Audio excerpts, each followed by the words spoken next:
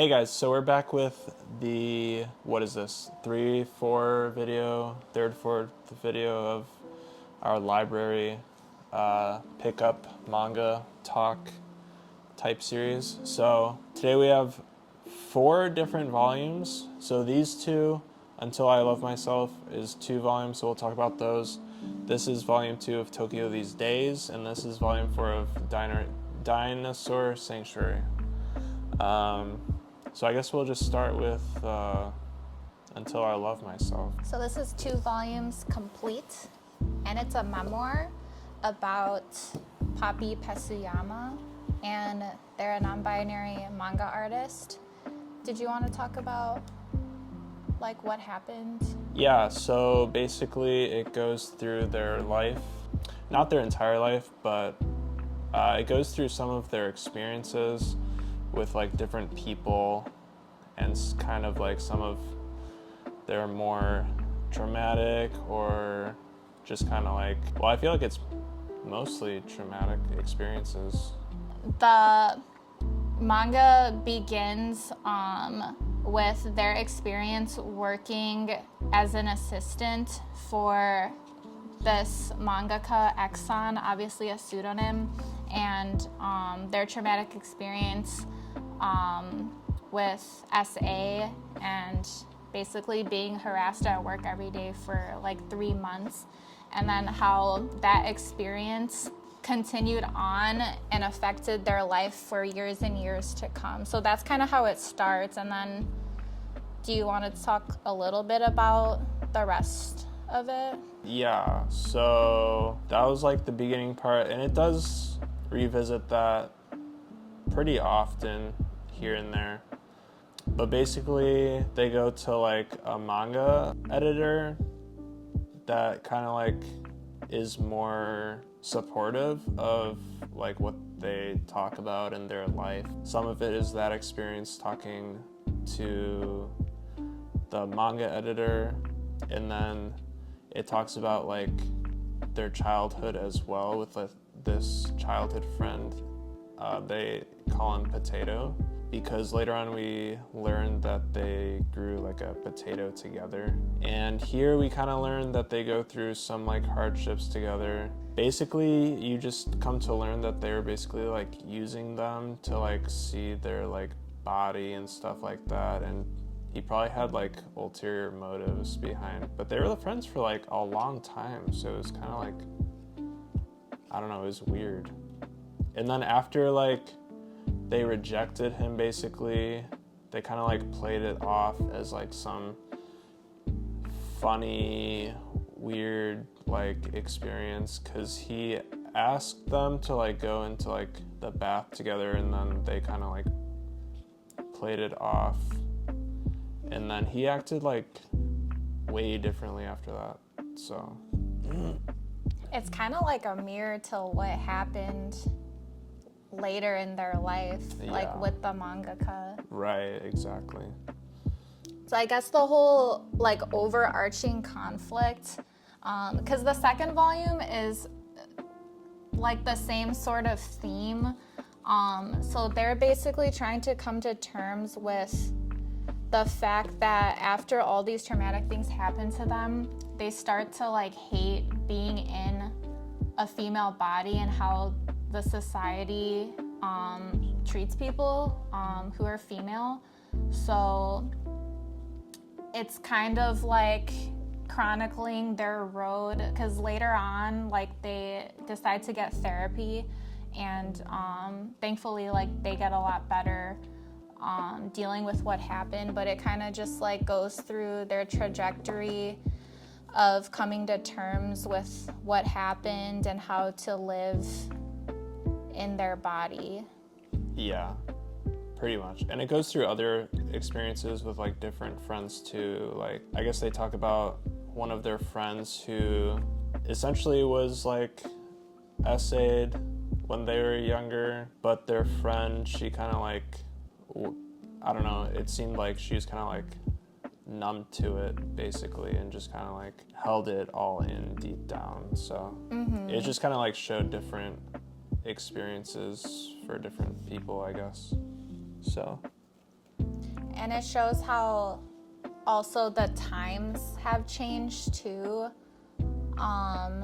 Like obviously all of this was always like a horrible thing to happen to someone, but now there's like a lot more support and people like talking about the fact that this is an issue, especially like workplace harassment. So yeah, it just talks about the changing times.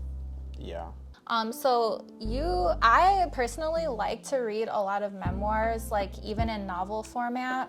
So I would recommend this if you like the mangaka Nagata Kabi, if you like any of her works.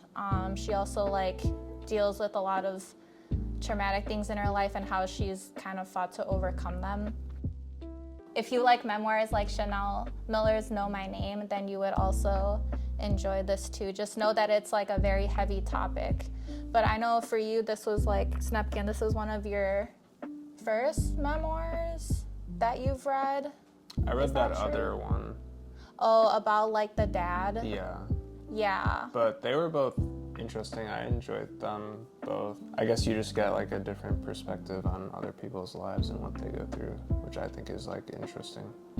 And I feel like just good to know in general, because I feel like you get like a better understanding of like just like different people and what they have going on in their lives. I think it's just like good to know. And it's like we obviously like all know this stuff is like bad logically, but then just to see it like in a visual format, It hits and like harder. it hits a lot harder, and just like how like the ramifications, how it continued all throughout their life. Right. So yeah, you do learn a lot. I mean, I don't know, did you want to quickly like share the panels? Sure. This panel just shows how they were feeling at the time that they were working for this mangaka. And I think that's like a really visceral way of showing like how horrible this felt. And I think that's just like the hard thing about writing memoirs is like you're putting your own painful experiences onto the page for everyone to read. And sometimes like you yourself don't even have the words to describe everything that you went through. So it's like an extra layer of like difficulty For sure. when writing it. So yeah, I thought that was really powerful. So this is my favorite panel because they had talked about like how it was like kind of hard to bring up their experiences with like other people and stuff like that. But I feel like this was like the first time in this manga that it showed that someone was like willing to like work with them and I guess wanted to know more and was willing to like go through more stuff to like get help, I guess. So this next one, I thought this was my favorite because they're talking about like how social norms change. I think it's weird how some people need to be told what's right and wrong. I feel like some people are just kind of like, well, if this rule wasn't set in place, or if this rule wasn't set in place, then like who knows what would happen. And it's just kind of like weird when people talk about that. And because they're just like talking about how like since the laws weren't put in place here, that's why they thought they could like just get away with it and stuff like that. But like, that's all I'm gonna say about that. No, that was a good, Yeah. that was a good reflection. Like that's what was, like that concrete law or like rule in your workplace was what's like, was stopping you. That's what's stopping you. Like you don't have any personal morals or values around something that should be easily a black and white, like this is right, this is wrong. Like that just kind of shows like what kind of a person you are then. Like you need to be told what, like obviously you learn growing up, but like the more you grow up, the more you like know what's right and wrong. I don't know.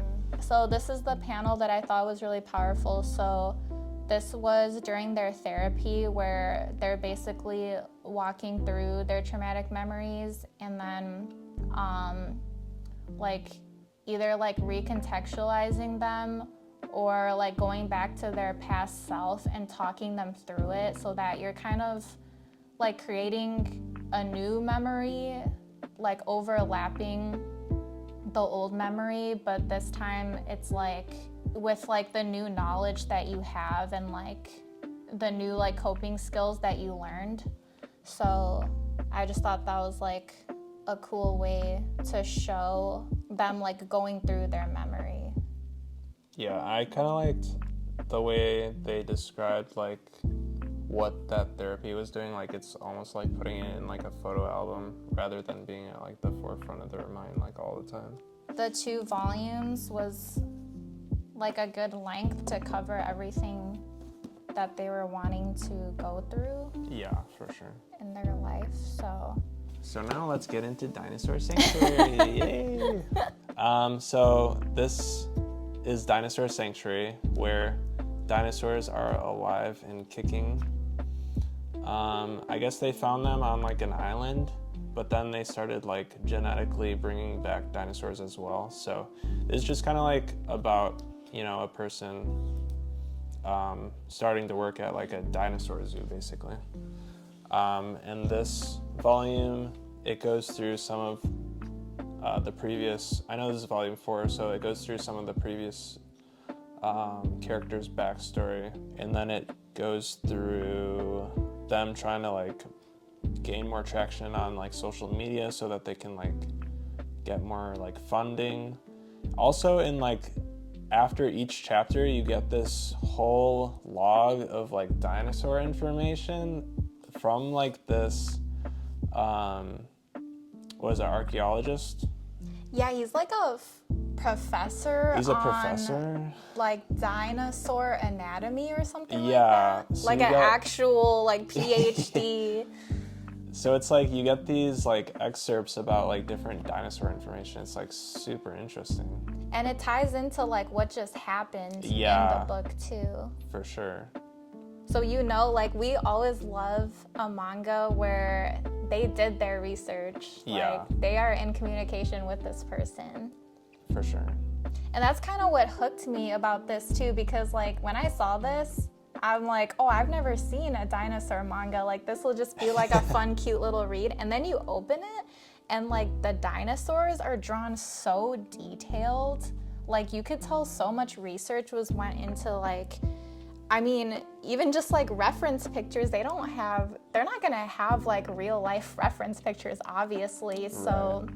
And they even talked about like how like a lot of the stuff that's on like dinosaurs and like the pictures that they currently have, like they don't even know if like everything is 100% correct. Like they're still like looking for like fossils and bones to like put Yeah. together like the different skeletons. They're just kind of like trying their best to like put the way the dinosaurs that they thought the dinosaurs looked like based on like the bones that they're finding. So like it's still evolving. right.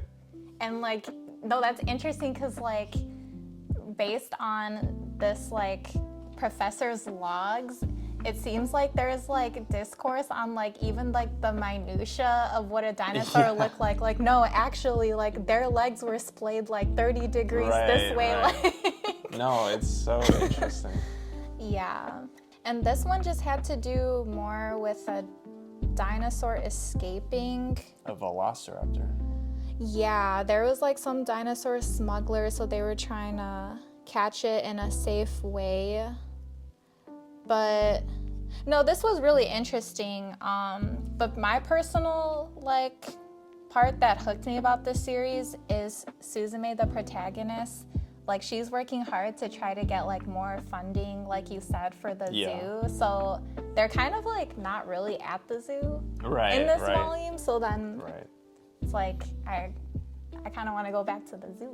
I know. But I guess it was interesting. This was like, interesting. Them like catching the velociraptor and stuff. Yeah, because that would be It'd be scary. their job too. Because they can't Yeah. just call like regular animal control, right? No, for sure. Yeah, really good stuff. I would recommend this to. It's like one of those things that like you're not like a huge dinosaur lover, and neither am I, but like I can't, like Silver Spoon maybe? Silver Spoon. I guess if you just like animals in general. Yeah. I guess, yeah. Science. Science. So. Ooh. This panel I chose, this guy is like a fucking hard ass. Yeah. And he's always like on her about like doing things the right way or doing them fast enough and blah blah blah. And so basically he's like, well, typically you would like do it this way. And he's like critiquing the way she made coffee. And then the whole time I was like reading this, I'm like, okay, snap back at him or something. But then she finally did. She was like, just what is typical to you anyways? And it's just like, everyone does things a different way. And just because you do one thing this way doesn't mean everyone like has to do everything the same way as you and stuff. So the panel I liked was pretty early on in the beginning of this volume. So this is one of the other staff members at the Dinosaur Sanctuary, but prior to working there, he worked at like a dinosaur aquarium. And then I just really loved the background here. There's not too many volumes out. I think it's just one more that's out now, so I have to wait for more, but it's really good. All right, Tokyo These Days. So this was written by the same person that wrote like Ping Pong, Sunny, Tech on Kinkri, number 5. So the art style's a little different, which I actually like the art style a lot. This person's art style. It's different and unique. So basically this is honestly just about like different mangakas doing different things, going through different struggles. I guess, would you say this is the main character? Yeah. He's kind of like going through and trying to recruit people to create one more manga with him. Yeah, I guess he's trying to get like funding and finding like different libraries that'll sell the manga. And then there's other characters along the way. I guess you learn about each and every character. This guy, I don't know, he's just kind of along for the ride. He's just trying to make a living. Mm-hmm. I think he's divorced. And then you meet like this one person that goes through some of like the difficulties they had while creating like a manga. I guess they had like worked for the main character for a bit, and he's like kind of nonchalant. He just kind of like lets their mangakas do whatever they want. And after switching, this mangaka kind of like fell into a hole. I feel like this is what like most mangakas are like portrayed as though, like overworked. And then the one story I like really like is this guy's Aoki. So he was just kind of like becoming, at first he like kind of was in a slump. He didn't really want the editor that he had. He really wanted the main character as like an editor, but then she came in and kind of like convinced him to write manga again. So now he's like, she was able to convince like the editor-in-chief that he could like write a really good manga, which he did. And the way they talk about it is like it's gonna be like one of the biggest mangas of like all time. But he's kind of like struggling with it. He's like struggling with the pressure, the deadlines, how people are gonna perceive his work. Yeah. And I guess like the overarching like question that this book is kind of grappling with is about how a mangaka can stay true to their own creativity while working for a big publishing corporation that obviously needs to make money. They obviously need to meet deadlines. And then a lot of it too is like, do you try to create something that's, you know, is going to be more popular with the general audience, or do you try to like stay true to your original vision? So it's just, like Snepkin said, it's kind of like written in a vignette style, going through the experiences of like all these different people and how they each choose to like struggle in this cutthroat world of manga. Yeah, it's really interesting to see. And this is like, before this, he was portrayed as like someone like super depressed and stuff. But then after he got his new manga, he was like super happy and super motivated. And then just goes back to being like super depressed. Like, I feel like that just goes back into like what you were saying. So my favorite panel was this one. So Aoki was actually like running away from his like obligations as a mangaka. And then before this, the editor, he kind of like disappeared, but then the editor was like, gave him a call, and she was like, I'll be waiting at the train station. Like, if you want to like continue writing manga, then just like meet me there, and if you're not there, then I'll take that as your answer. But then ultimately he like showed up, so I think, I don't know, I just kind of like that in general. So I feel like he's not entirely given up yet. We kind of had the same idea. I also really like the scene that Snapkin was just talking about. Here's like an earlier panel of that same scene where he's contemplating, he kind of like runs away back to his hometown, and he's contemplating whether or not he wants to continue his serialization.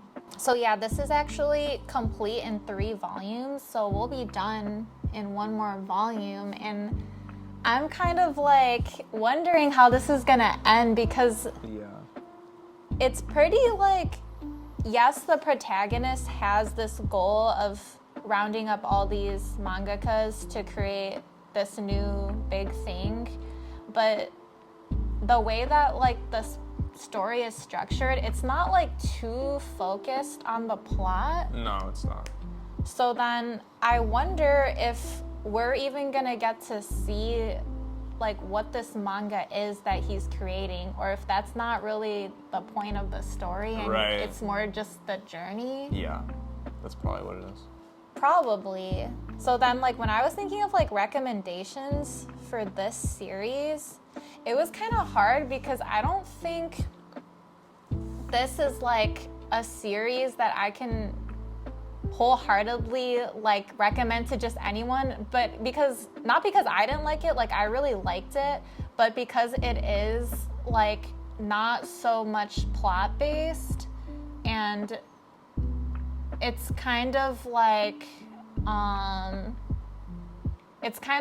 meta story, like about the nature of like creation and working in like this corporate environment. So then I don't know if that would be like everyone's cup of tea, but I guess if you really like a sort of meta story, if you like a lot of realism, I guess it's not as accessible as the mangaka's other works. Like I think like Ping Pong or Tekkon Kinkri are like one of his more accessible works that anyone can just jump into. Like I said, this is just like really hard on the realism. But if you're a creator, I think it's like very relatable, the struggles that these people go through. And I don't know how else to put it, but if you like a rainy, somber tone, then you would like this. But it's not like really similar to anything else I've ever read. I don't think so. I don't think I've ever read anything like it. So yeah, if you've read any of these, let us know what you thought, or just let us know what you thought of what you heard in this video. And yeah, oh, sorry. No, go for it. These are definitely like the deeper cuts. Like I don't think I've seen anyone talk about the memoir or Dinosaur Sanctuary. I know I've seen like several content creators who own this, but not really talk about Tokyo these days. Yeah. So, yeah, it's just a little something different, I guess. Yeah. So if you enjoyed the video, don't forget to leave a like and subscribe. and we'll see you in the next one. Thank you.